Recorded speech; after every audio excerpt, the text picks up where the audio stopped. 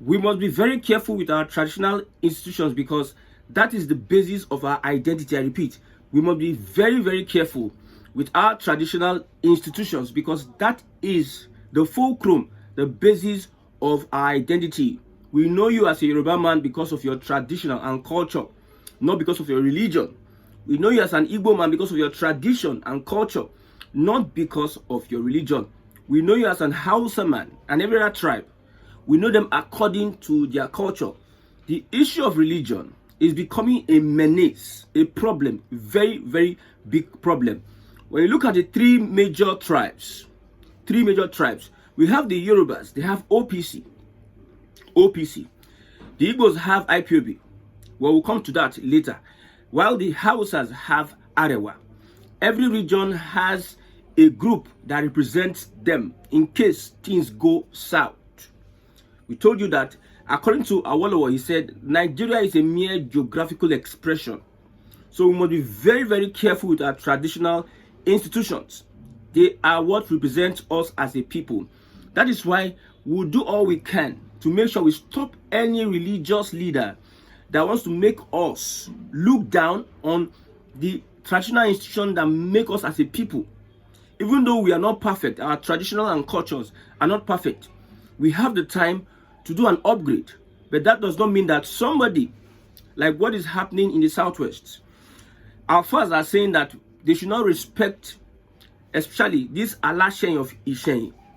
And our father is saying that Alpha ni Babaoba, that is the traditional, the religious leader is greater than the Oba. And this has been a subject of conversation. So many disagreements.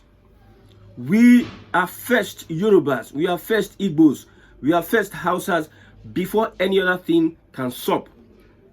Now I got an information that a particular Afa is asking Yorubas not to join the APC, to neglect, sorry, the OPC, not APC, to neglect the OPC. OPC is Yoruba and Yoruba is OPC. If you have a regional system of government or if Nigeria balkanizes, you are going to rely on the OPC to form a militia that's going to protect the Yoruba people. You see, every region that does not have that kind of structure like the OPC, structure like the IPOB, they are usually defenseless. They are usually open to attacks. They are usually porous. There must be something like Arewa, IPOB, and also OPC to defend. Look at Amoteku. I tell you, most people you see in Amoteku may have been drafted from the OPC. OPC has the capacity to protect Yoruba land. But an Afa, who is loyal to the Fulani Caliphate, is telling somebody to disrespect the traditional ruler. An Afa. Wow. Now, let me read this tweet. A terrorist who said he cannot respect the Alashen of Ishen because Afa ni Baba Oba, that is, Afa is greater than the Ogba, few weeks ago has released another video where he said Yoruba Muslims must leave OPC and not join OPC. Now, this is another angle. Yoruba Muslims, because they rejected Sharia in the Southwest. Everybody have a reason for rejecting this particular administrative structure of Islam, which is Sharia. So, our fathers are not telling Yoruba Muslims to reject, not join OPC. This is how they separate you from your culture, from your identity. In the Bible, we know the children of Israel, they were Israelites. Not Christians, though. They were Israelites. They had a name. They were Yorubas, they were Igbos, they were Israelites. God had to identify with their culture and traditions. Even though there was an upgrade, they still perform some of their rights to culture and tradition. Jesus told them, for those that are Christians, give unto Caesar what belongs to Caesar, and give unto God what belongs to God. Any which way the Fulani is trying to enter the southern part of Nigeria must be resisted. You cannot come and tell Yoruba Muslims not to be part of the Oduduwa People's Congress. It's just like saying that they should reject their identity and identify with who. The Fulanis themselves will never reject their own, I don't know who their henchman is, their Mieti Allah. The Fulani, they will never reject their own Mieti Allah.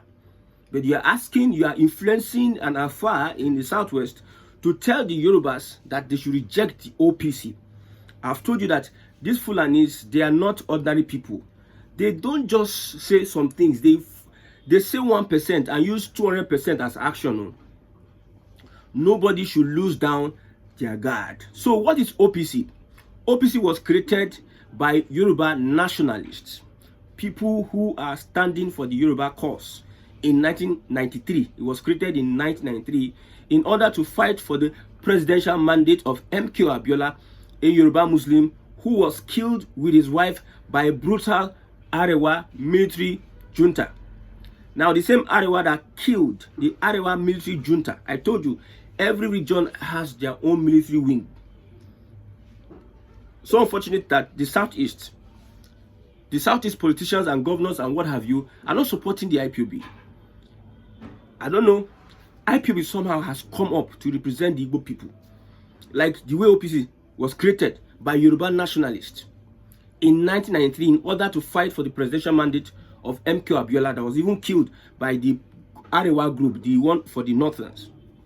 Thousands of OPC members were mowed down between 1993 to 1999 because of MKO's struggle.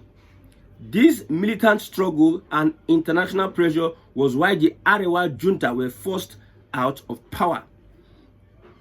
I have issues with our Southeast brothers.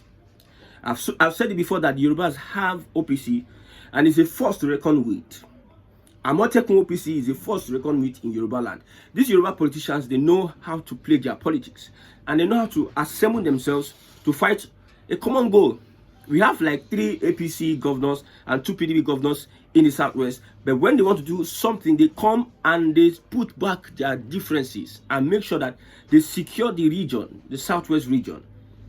They make it a prosperous place. Now that Tinubu is in power, he will do all that he can to make sure that he puts Southwest in a better place for development. In case he will be the last Nigeria's president or Nigeria want to restructure, Southwest will have been well positioned and they will have had their OPC. So these Fulani elements, are you telling us, if I say Fulani elements, I'm saying those that are loyal to the Caliphate in the Southwest Nigeria, are you telling us that people should abandon their source and their identity? You're a Yoruba person, you're not a Fulani, you're not an Hausa. Remember how the Arewa military junta killed your leader, Abiola, and they are coming now to tell you that you should disregard your traditional institutions. Well, somebody is bringing an excuse that, okay, you are saying that Alpha is not Baba Oba. The Alpha is not Baba Oba. It's not greater than Yoba. One of the pastors, you see, the Bible says, give to Caesar what belongs to Caesar. A pastor will never take a further step. He gives you a choice. He tells you, this practice is not good. Have you not seen pastors that are Oba, that are traditional rulers? Have you not seen traditional rulers going to church? Have you not seen? But I think this Fulani, they have an agenda. So it is when your agenda is not agending, somebody's agenda will not agenda your agenda. That's why we have said it. For those that are Igbos, let's go back to the Southeast and form a quorum. Everybody is putting their house in order. We are there going to other places and trying to form Jagaban in other people's land when you have your own land. You will not win in this 21st century. If you understand the kind of politics that is going on, nobody would not want to sue the Lagos state government because they want to use Yoruba language in some of their activities. If you understand the kind of politics that is going on, for those of us that are interested in politics, you cannot abandon your father's land. Your father's land is not Lagos state. Your father's land is not Lagos state. Lagos state is Yoruba land. And it will be Yoruba land. There is no connection. If you're going to connect it, it can be Benin or whatever. But there's no connection that it is. So I'm telling my Igbo brothers, and to whom it may concern, that we need to solidify our structures in the Southeast and make sure that we have a voice. You see, Igbo leaders, I've said it, our Igbo leaders, these are not human beings that are supposed to be leading the Igbo race in this current time. Look at how the Yoruba politicians had to play the politics around a Sunday Igboho, and now that guy is enjoying where he is. He's enjoying. They have OPC. OPC is there. If you tell somebody I'm an Oduduwa, nobody is agitated, because a number of people, of politicians, of leaders support the OPC, Oduduwa People's Congress. If you tell somebody I'm Arewa, nobody is agitated at any point in time, because a number of people support the Arewa. But tell people I'm IPOB, I'm Biafra, because we have leaders that are clueless.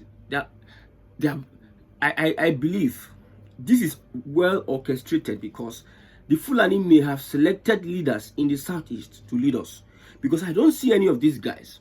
Most of these guys, I don't see them as people that have the mandate of the people, that really the people want them to lead them. So through politics, and the same politics that they are wanting to play in the southwest now, the same way they played in the southeast, and they put somebody like Hopu Zodima, put somebody like Umahi, Mwifuru, put somebody like Okorocha, and most of our House of Rep members. Look at Enugu State Labour Party. Within 2 years, you just decamp to the APC. You just decamp to the APC. Who does? Now, for those that are saying that we should abandon, for those extremists, fundamental extremists, you are telling us to abandon our traditional institutions for religion. The religion you are talking about is that of the Arabs. The Arabs have an identity. So you want to exchange somebody's identity with another person's identity. You can see Christianity, how it's being practiced. An Indian will not lose his culture, his dress, her dress code, because he wants to practice Christianity. There are some practices that we need to upgrade. We know Christianity preached against some fetish practices, as said by Paul and Jesus at a point in time in the Bible. We need to understand that there are things that belong to Caesar that must be given to Caesar, and there are things that belong to God that must be given to God, and we use wisdom. We should not come here and erase what identifies us as a people. When they say Nigeria, unity in diversity, it is beautiful. You see the Hausa, the Igbo, Yoruba, it is beautiful, unity in diversity. It won't be beautiful, in quotes, that unity in diversity, it won't be beautiful when you have Fulani. Everybody is now Fulani. Everybody is now wearing hijab. Maybe that's what the Fulani wants. Everybody is wearing hijab. Southwest, please open your eyes. Be ready at every point in time. And I pity those, because I said it. I hope these Southwest people that are saying that we don't want Sharia in this Yoruba land are willing to match the same action they use online, offline. I've met Muslims offline. Some of them, that they don't want to even listen. Like the other time we talked about the Mufti of Yoruba land and the Sultan of Sokoto telling us when it's going to be Ramadan. Some Yoruba still say that we are not going to stop this allegiance to the Sultan of Sokoto, while there's a lot of division on this matter. It tells you how the influence. But I ask the question, where these Fulani influence people, I don't understand. I don't understand. There's something that really happens, that we don't use our mind. We don't think critically. They have been with the Hausas, and we rarely understand, or we rarely see the Hausa culture in play, but we see the Fulani culture in play. We just see the Hausa language and the Babarenga, but we don't see the real culture in play. We see the Fulani culture. You see the Meitiala. Under Buhari, they display the Fulani culture to its fullest. So the Fulanis now are attacking on every side, religion-wise. With the traditional institutions, they are also attacking, and politically. But I understand that Yoruba leaders understand the game and what is going on. But let me talk to my Igbo leaders. If we don't put our house in order now, if we use our strong head, our gra-gra, our pride and arrogance, and run this matter, we'll be left behind. We will be left behind. Everything is not Nzobu Nzobu. I've said it. Everything is not Nzobu Nzobu until you start thinking. There's a starting process. You start thinking of going home to develop your home. You will not have any idea of what you can do in the Southeast. Because some people are like, I have my investment in Lagos and this and that. Nigeria is this, Nigeria is that. Like the Biafra struggle, most of our Igbo people did not really support Biafra because of, in quotes, their properties in Lagos, their businesses in Lagos. Who cares? Go and read the property law. That thing you say is your own. Go and read it. Whether it's actually your own. Because of property, you lose your self-esteem. You lose who you are. Is it not you as a person that built that property? It is you that is very important. An Igbo man is very important. If you start thinking on how you can go to the Southeast and start improving on the welfare of the people of that region, if we all come together and make sure that it is a deliberate thing we are doing, we look at how we can influence our politicians to also do the same, there will be a great change. The Southeast has the potential beyond. See, an Igbo man, if given the opportunity that is being given other people in this Nigeria, I understand what I'm saying when I say given the opportunity. There are opportunities, but there are places you get to, they use politics and limit you. An Igbo man will be the best ever African, an Igbo man, if he's exposed, if he utilizes himself and his skills in politics, in science, in technology, in whatever, they're always excelling. But because of we have a structure that does not help breed Igbos, that in their numbers, oh, we have very few of them all over the world, but in their numbers, there's power in numbers. But instead we are breeding riffraffs. Look at what's happening in Anambra State. Our young people are into Yahoo and everything, native doctor and all have you, getting useless. You have people that go to school, we understand, but number is very, very important. Number, and our leaders need to categorically support the IPOB. See, all this one they are saying IPOB is a terrorist group. Let's wait for the Supreme Court. We know that it is in the Supreme Court. Let's wait for what the Supreme Court is going to say about this IPOB thing. If they are going to compromise, if they are going to further denigrate the Igbo man, then we'll add another O to it. We will still have something that will sound like IPOB. Because we must survive and make sure that we live to see the day that Biafra is going to come. See, we are doing this broadcast together, and I've told you, there's nothing stopping Nigeria from getting from the state that it is now to a state whereby everyone will say, to your tent, all Israel. The Yorubas are prepared, are getting prepared. The Northerners are getting prepared. The Igbos prepared in their mind, but the structure-wise, they are not prepared. The governors are actively using politics to fight against anything that will represent Oduduwa and Arewa in the Southeast region. The governors knew that if they are going to support Nnamdi Kanu's ESN IPOB, it will take away relevance from them, power from them, to take away a lot of things from them. That's why I see they really would never want to support IPOB. Create your own now. You don't want to align with the people. You don't align with the desires of the people. You don't align with the mandate of the people. The people want an yes. Instead of the governors to key into that yes, they are just playing hanky-panky and everything. I believe that Tinubu is going to spend his 8 years. Yes. Anything, any gimmicks, any narrative they are pushing will never survive under a Tinubu's government. If I say Tinubu is going to spend 8 years, some people are very angry because the last election I supported Peter Obi. Let me put it like this. Looking at the current structure, the current politics on ground, the powers that be would never want a Southern president to continue from 2027.